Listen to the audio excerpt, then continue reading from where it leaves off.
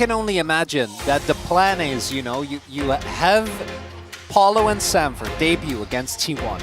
They get clapped, which is to be expected. Again, Gumayusi and Keria. T1 is in really good form right now. They do this to, not to this extent, but to much better bot lanes. We've seen them do it as well. And then you keep them in, and then when they play against non-Guma Keria, instant glow up. It's gonna feel like the easiest 2v2 in the world. I see the lines. That's how Bro is getting their win. Let me double check who they're playing next.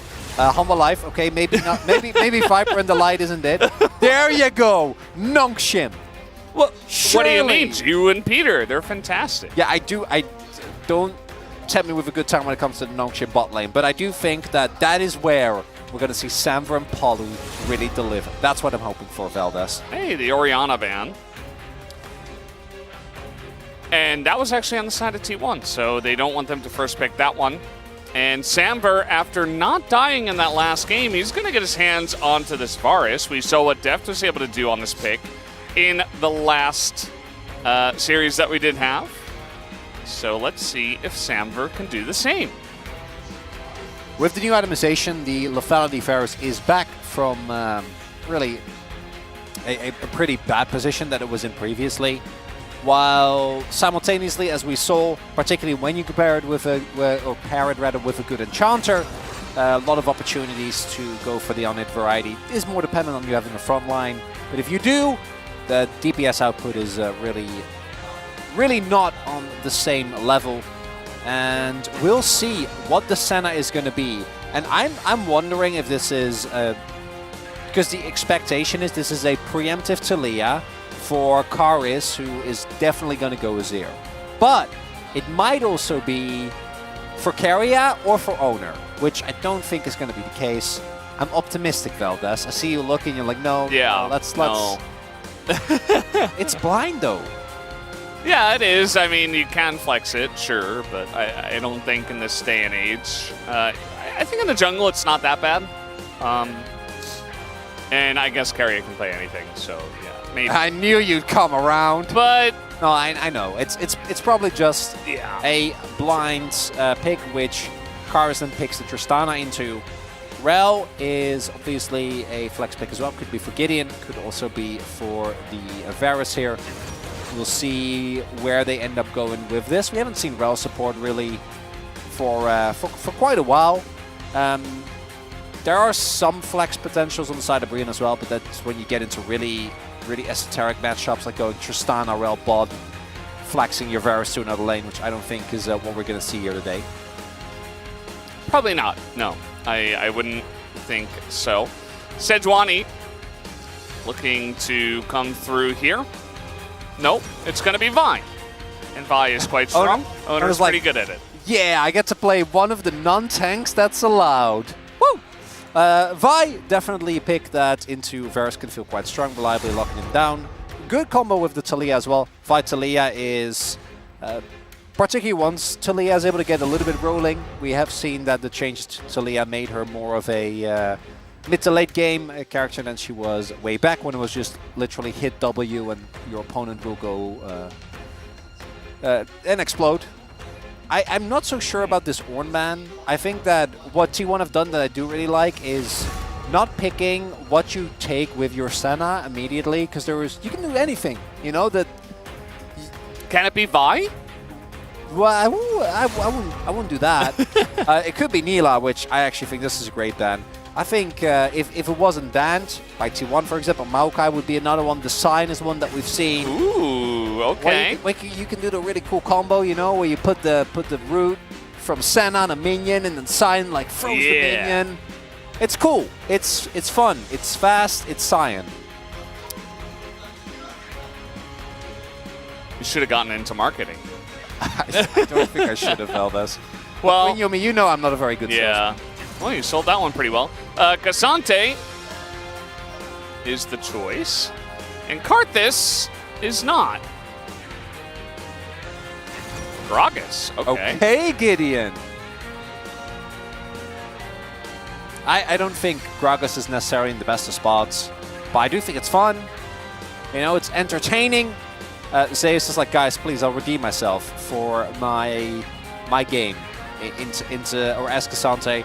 I would love to see a Zeus Gnar. This is also one of the picks he loves. We'll see if it's actually this and not like Cyan and then Zac support, but I imagine that this should be Zeus playing it. Yeah. And in theory, even though we haven't seen a lot of it, we know Zeus likes to play it. Zac is really good into tanks, and the itemization right now for tanks is pretty silly. It's very strong. Yeah. Yes. Zac is great selection. I'm happy with Zac in any scenario, It's basically. just fun. Big Zac player myself, generally in the jungle. But Keria has played it. I don't think Zeus has ever played it, though. Should probably check on that and see if he has. From the top, he played it like once. Really? I think so, yeah.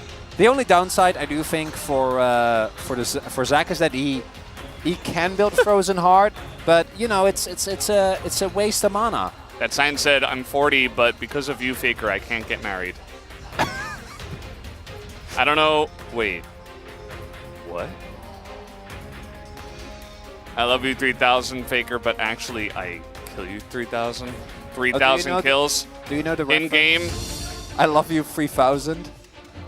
No. No, Is it's a reference. It's from your favorite series. It's Marvel. Oh, okay. Great. Anyway, guys, we are ready for game number 2. Let's hop onto the Rift.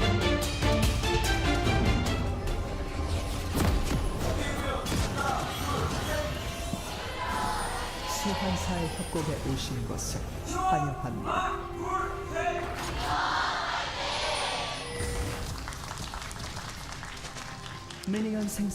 Off we go into game number 2. This one shouldn't have as massive of a bot issue in this game, but I'm going to be curious to see how this is going to work out on the side of Bro this time. Definitely a much different composition. They still have some tanky pieces that can provide a front line and provide reliable engage, but a little bit less wombo combo-y. As Gragas and Rel can sometimes work against each other in some times. The Gragas jungle, not something we see very often nowadays either. For Samver, though, he will have a lot more agency in this game, which is quite nice, given that last game he didn't get a whole lot of that. It has also gone for Ghost and Lethal Tempo, which we kind of knew. The moment you have frontline and you're playing into a lot of these tanks, I think that the Oner build is always going to feel better. If he is a really cool dude, he would go AP. But I don't think we do that anymore. But I would love that. You're playing into, you know, into 2.5 tanks. 5 basically is just a bruiser, which builds like 1 bruiser item and then goes the Koenig Rupert and yeah, tank items as well. And Frozen Heart, that's the other one.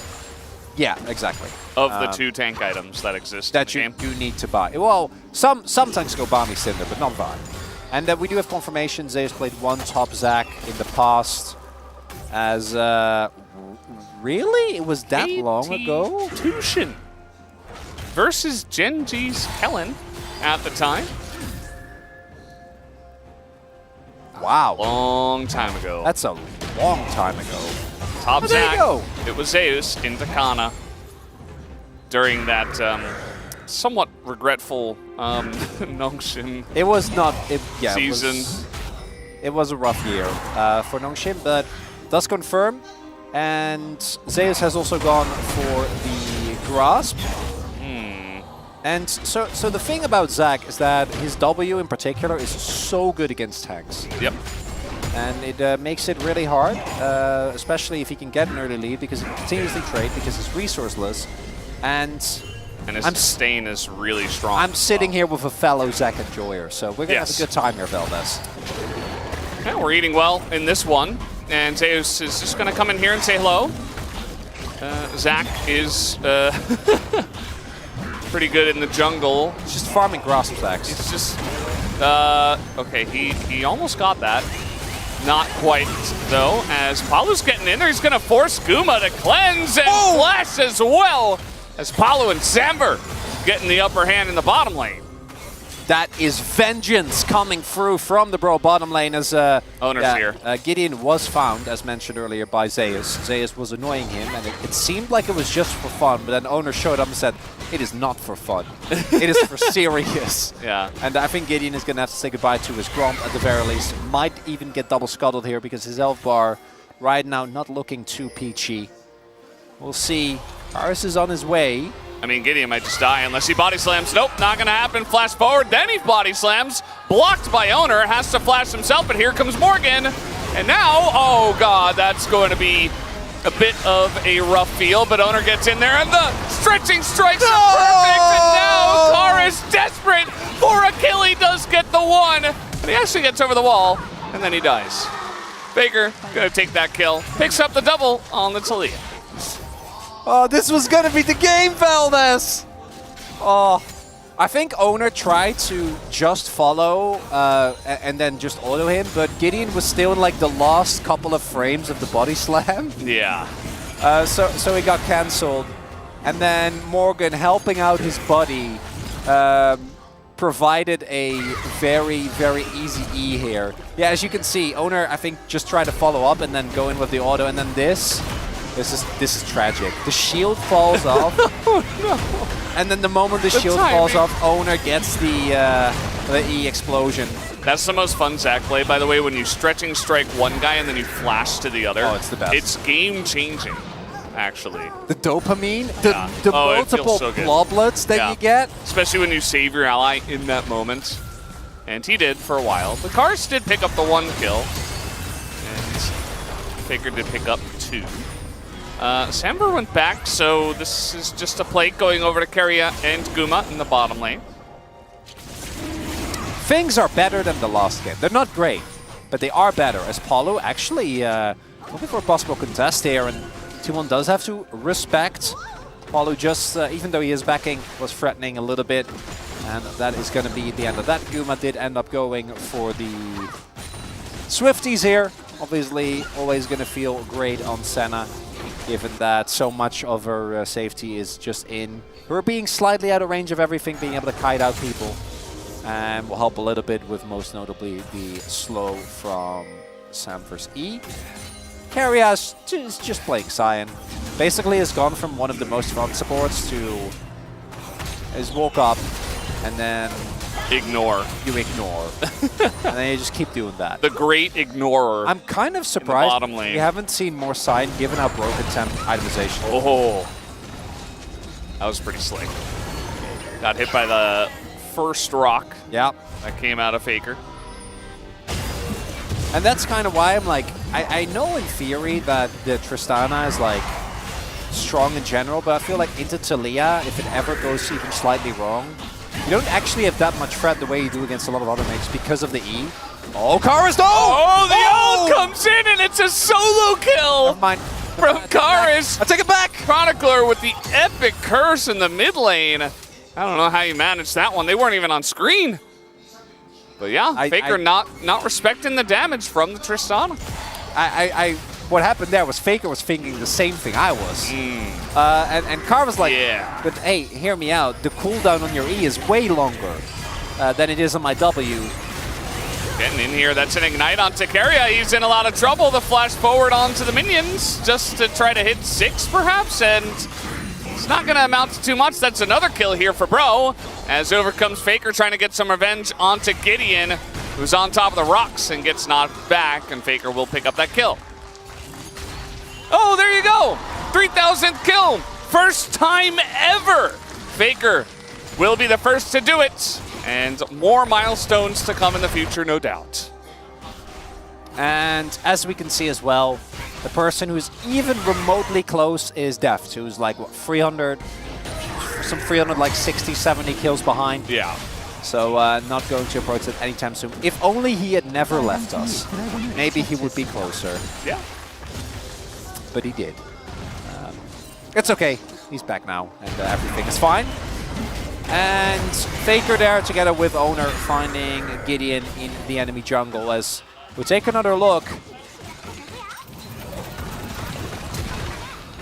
Actually really nicely done. A locked screen. flashed away. It's getting me there. I don't know. And yeah, I'm actually gonna agree. I think that you're right. Keria try to go for like, so flash Q, kill 2 minions, and then after you've done that, you can then ult into them. Definitely a risk he took though, and the flash doesn't go down as here. Faker's 3,000th kill.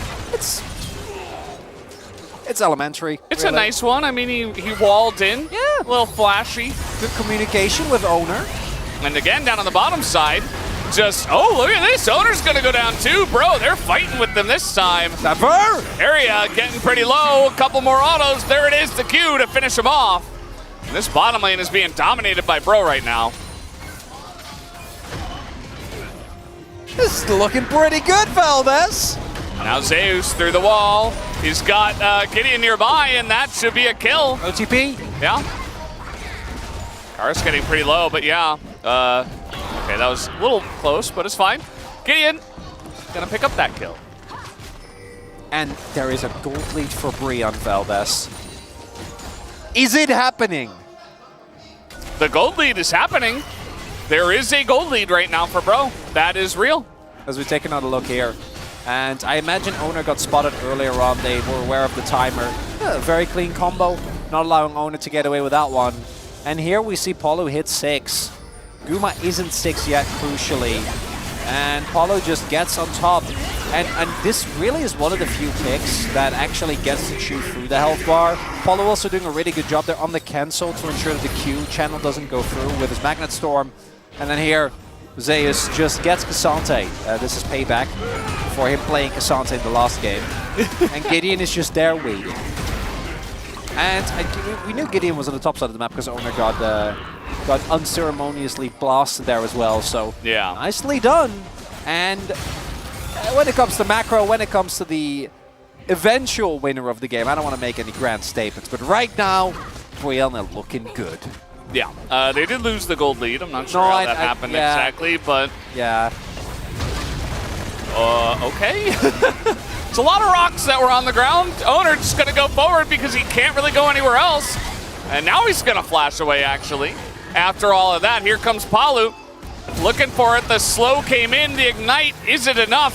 As the flash forward, he nearly got him. Samber trying to style on multiple T1 members today. You gotta. If you have the opportunity to solo kill Faker, you gotta go for it. He doesn't end up hitting. But Breon playing with some gusto. With gusto. Now, and this is kind of the the problem is that when it comes to the plates, when it comes to the map movement, and when it comes to the CS, we still see that T1 is still sitting on a gold lead. Also going to go up to 6 Krugs here. But I don't want to focus on that, fellas. I don't want to take away from the fun. This game is legitimately really nicely done, but I think I really want to hone in particularly on the bottom duo, because for you to come in, you know, from challengers against T1, and are T1 playing in this game to the fullest of their level and respect? Maybe not. Maybe not. Perhaps. But that doesn't matter, right? Like, I think Polo and Samber are actually playing well, and I hope that we see more of them. I hope that they stick around, because I think for Breon, you gotta try truly something different, and this is something different, and yeah, it's probably better than they looked for the entirety of the season, and that's including the DRX game. Yeah, I would agree. I think that if you're gonna go 5, you gotta try some new players. You know, you have that challenger roster for a reason, and these guys are being given a chance, and they're taking it. They're you know, not only is Samber trying to get the kill on a Faker, but also he's trying to make a name for himself. He's trying to say like, hey, look at me, I got 3 kills in LCK. Like, I'm better than my counterpart. You should play me instead, and maybe I should be the starter. So, you know, will that end up happening? Who knows? But if you can keep up a high level of play and keep getting nice duo kills, that maybe it does happen. Gotta make the best case for yourself. Mid lane prio taken now. Second Dragon is available. As we do see the tank off Hollow Radiance versus Sunfire, a battle for the ages. Light versus Star. Zac is light, right? Yeah, well, the Sunfire. Yeah, I guess. Is it like the radiance of the moon then? The hollow radiance? Yeah. I guess so. I don't know. Thematically, that makes sense. It could be. I was just talking about the purple, but either way, we do have a fight down in the river here, as actually a lot of damage going in to Oner as he oversteps his bounds, as now Palu just going to end that queue, and he gets away with his life as well. Ult comes through, and Palu going to dodge that one as well. Bro, they're working towards this Ocean Drake. And that is another dragon, or rather a dragon, another dragon taken. First dragon that goes over to Bro, as we have Mountain Soul coming through here. Would be a really big win, because we haven't really discussed the comps at large, because let's be honest, coming into the second game, we didn't expect a whole lot. But for T1, I think it actually will be hard to chew through Bro's health bars if they are able to get a lot of these dragons. Right, like between the Onid Varus as well as Karis, like once you get to the late stages of Onid or crit itemization, you can actually chew through these big bulky targets relatively easily. Same can't be said for T1. You have Senna, who doesn't really do a great job, as we saw in some of our past games, of killing tanks. I think the first series in particular was very noteworthy for that. And we'll play up on the top side. Nice dodge on the knock-up there from Zeus. As Gideon was in the jungle, we could have had a repeat just on the other side of the wall, although Zeus did have flash to Zach. And ever since some of those shenanigans, things have definitely slowed down. I think that T1, you know, as you were mentioning, they do need to take a hard look at this game and say, okay, well, if it keeps going on this trajectory, we're not feeling too great about our chances, so we really need to hunker down and try not to mess this one up. yeah, if they're able to stack dragons themselves, I also think that a Cyan and Zac with Mountain Soul and 3 Drakes are not a good time.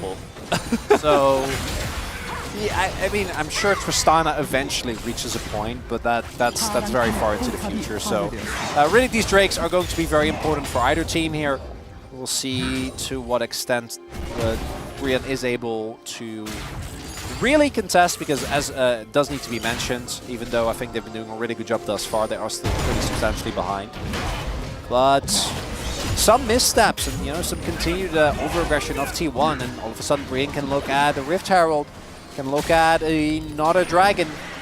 And we have seen, I think Nongshim have been a really good example of this as well, that if you disrespect any team in the LCK, it can snowball quite quickly. Yeah, absolutely. Any team can do it on the right day. And for now, it's looking pretty good in the second game. Game number 1, maybe they just were like, okay, well, we don't have a lot of pressure. Let's just try our best. And sometimes that's when our teams play their best, you know, shake off some of those nerves. It's now this Rift Herald fight coming on in, not going to be stolen, and now Oner in a lot of trouble. Look at that CC chain, was so clean, but immediately Gideon is going to go down, and now Zeus has joined the fight. Going to make quick work of that Varus, as Morgan trying to do a repeat of what we have seen from Cassante from time to time.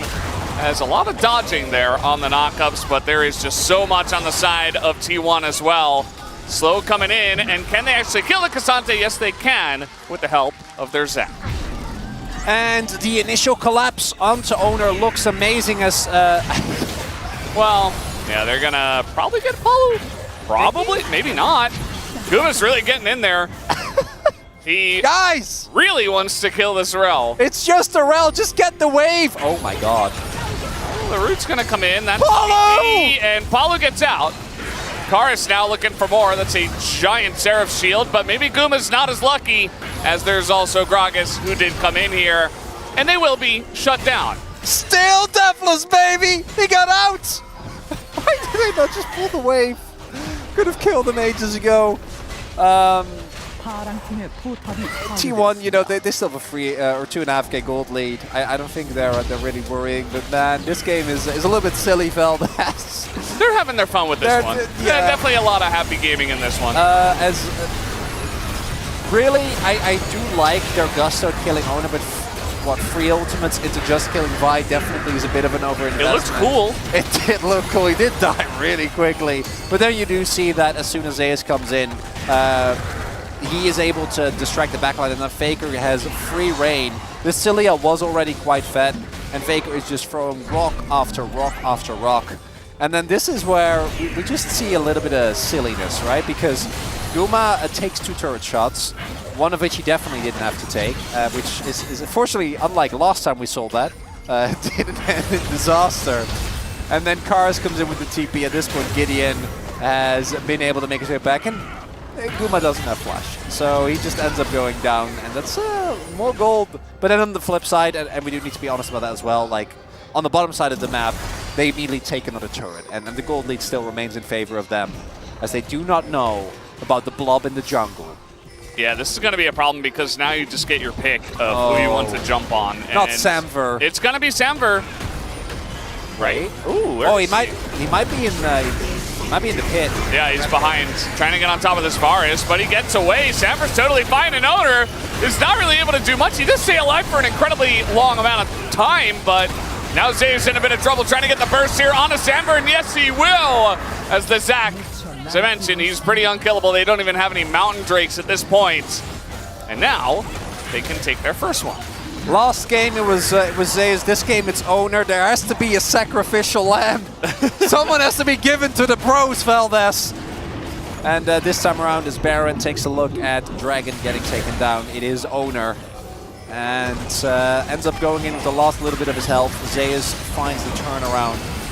Samver showing why Tom Kench is really as popular as he is. Because, you know, otherwise, if someone jumps on you, you just kind of die. Which we do see here as well. And Keria does a ton of tanking of damage here. Again, they do get Oner. But he does actually get Samver to like half health, despite everything. And then Zeus with a really nice, You see he immediately picks up all the blobs so he can cast W again as well. It's an incredible amount of burst damage. Yeah, he did like, I think, flash really short E into immediate W ult. Yeah. W ult, W. Yeah. And yeah, even without any damage items, you're still gonna do a huge amount, especially onto a squishy target. What do you mean no damage items? Oh, sorry, Ox. Yeah, the Sunfire, yeah, it was purchased. Also, Spirit Massage, a big Zac item because he does have so much self-healing. And it gets even stronger. That is some nice MR on top of everything. Feeling pretty good. But yeah, that was definitely like a broken up fight as well. Like Faker got there halfway through, just like on his wall. He's like, hey guys, I hear we're fighting. Yeah. Let me just join here a little bit. Highest damage dealt. It's the one guy who built Sunfire Cave. Coincidence? I think not. Okay. Calm down. You were calling me Ox. I'm calling you Ox. He is playing Zac into a tank matchup, okay? He is pressing those W's. Ain't no way he shouldn't be top of the damage charts. The more interesting thing to me is that Faker has not really built a lot of damage and is still very high up on the list. Yeah, Faker does have quite a large amount of kills. And yeah, and cash. So he's able to build a lot of items, even if they're not the biggest damage items. And I mean, he's got a decent amount of AP at this point.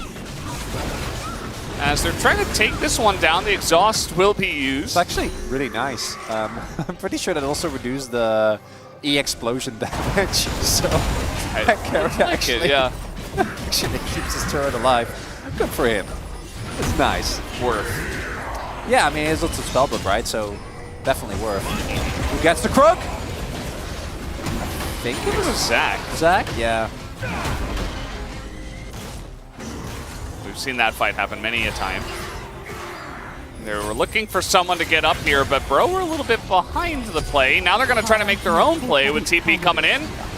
Seismic Shove is nearly going to one-shot a Cassante. That's how you know they did a lot of damage. As Zeus is in there behind them as well with his own TP. The wall is perfect, actually. In goes Zeus. Did he go too far this time? Yes, he did.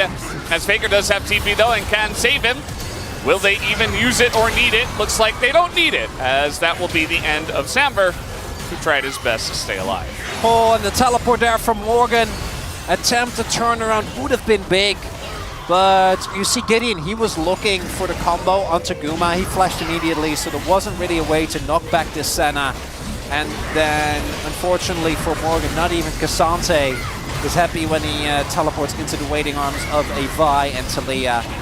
That's going to be the Baron now taken out. And T1 had their fun with this one. I think Brion did a much better job, particularly a great bounce back after game number 1, but this might be the end of it, as there you see Guma immediately flashing. Gideon, nice attempt, trying to get something going there, but yeah, Morgan is just immediately dead. And Zeus' TP really ends the party for Brion as Faker then shows a nice body slam there. You know, that was well done by Gideon to keep his backline safe, but it didn't end up mattering. And Samber, he just wants to kill so badly, and then he gets attacked by Guma and just unceremoniously gets blown up. Yeah, it didn't take very long on that one. No. Zeus also having his fun. Definitely don't want to jump into a Gragas. It's not going to work out well. We have this next Mountain Drake coming up in about 25 seconds. And T1 with the Baron definitely looking to stack these up. They have their Scion and their Zac that would love those extra stats. I thought you said they have their sight on. But it's Scion. Scion, yeah. I mean, if you really swallow the T, that kind of works. Yeah. Well, we do have 85 stacks for Guma. This is also a thing where it was funny, Velda. We're looking at. And T1 are just pushing bot. Yeah. The Baron. Bounties are up. Gold lead has gotten pretty substantial here. We'll see if Brion can kill Oner again. They're trying to find someone to engage on, but Keria just, oh, that's the combo. There it is. And now Samber, oh no! You poor 80 carry in 2024. Yeah, he didn't last very long there. And now Faker's in the base. He's going to miss his W. Pretty just straight up. I mean, Garis was walking in a straight line. But, you know, it's all good. I think T1 and Faker will be totally fine to take this win regardless. Keria has barely been in this game, but he got to do the thing that you play Science Senna for. He got to land the combo. He did the thing. Oh, Zeus with the flash in, trying to make a play here with Oner. They do have some backup from their Senna, I suppose. Oner getting pretty low, and he is not going to go down to the Tristana. And Zeus just will not be stopped. He just keeps on going in, keeps on jumping forward. T1 looking to take down their second inhibitor. Yeah, playing Zac when you're ahead is about the best feeling you can get, particularly for the style that T1 likes to play. Very far on the front foot, not going for the end here. Still respecting the fact that Samper is alive. And some of these ultimates are about to come back off cooldown for Brion, but 2 inhibitors are down. It's a 11.5k gold lead. For a Drake is about to be taken. I don't think the bros are gonna get the win in this one, Valdes. Yeah. Let's take a look. It was really clean too, like almost instant. And then Samber's just like, well, I guess I misplayed. Unlucky. Didn't see it coming. And here we have T1 very happy to go in aggressively here. Oner ends up getting taken very low, but just barely not going to go down as, oh no, Morgan. Yeah. Oner just misses Q, or was he trying to dodge the knockout? Oh, the reinforcements, and Oner is dead again! Morgan! Of course, we should have seen this coming. He knew. It is Cassante after all. Guys, you gotta get out of there. No, they don't know. They don't know! Oh, now they know. It's fine. It's not fine, Valdes. I'll just back away. This is a Zac player right besides me saying it's fine. Yeah. It's fine, you definitely won't slingshot over the wall. Oh, perhaps the TP? The flank. Oh, that's a pretty big one. Nicely done by Palu. The follow-up is pretty strong, but they're not going to kill anyone just yet as Keria gets away. Faker's pretty low. The Q's go in the opposite direction. And nobody can really do damage to Zeus after all of this, as now he's actually the damage dealer, and Guma's just on the run. And Zeus is still at full health. That's going to be the end of this fight and the end of this game, as Palu He'll stay alive. Good Hail Mary there from Brion. You got to go for it. A little bit disjointed on the combo there, but nice attempt nonetheless. As Palu desperately trying, but I don't think it's going to be enough. Yeah. Nice try. Nice showing from our new bottom lane from the pro side as Palu nicely done on the wraparound there. Not going to be taken out as well. Are they going to be able to end the game? I guess they're not. As Zeus now is up against 3 people, and he's going to be taken out. So the game is not over. Let this be a warning sign. Never celebrate too much, chat. This happens in solo queue, you lose that game. Oh no, Palu's almost dying to the minions. As, yeah, this Nexus is extremely low. T1, they had their fun. It's standing, Valdez. It's not down yet. It's alive. Look at it. It's fine. Surely there's a chance. It's really broken back from this. I think Faker's just going to wall into the base. I forgot what the stat was, but if I remember correctly, the win rate for winning a game after one of like 3 inhibitors have been taken down is like, I think it's like 90+%. I think you're looking like 92 to 94, somewhere around that range. Makes sense. Yeah, I mean, it is kind of meant to be the be-all and end-all outside of Elder Dragon, right? All right, they're going to do the Baron, as we'll take a look at this replay. And Palu sets it up here. Really, the only downside is that the follow-up of damage is a little bit slow. I think if they perfectly layer it there, and for example, Guma gets the opportunity to flash now, that could have actually been a definitely game and delaying fight coming out from Brion. But unfortunately, just a little bit disjointed. Palu is a little bit earlier than the rest of the team, and I can't fault them because with the TP, they know that the re-engage is coming. The Nexus is standing. Oner, no chill, just going for the Varus, and that was his job since the beginning, as now gonna take out Karis as well. And that should be the end of this one, guys. 2-0 to the side of T1.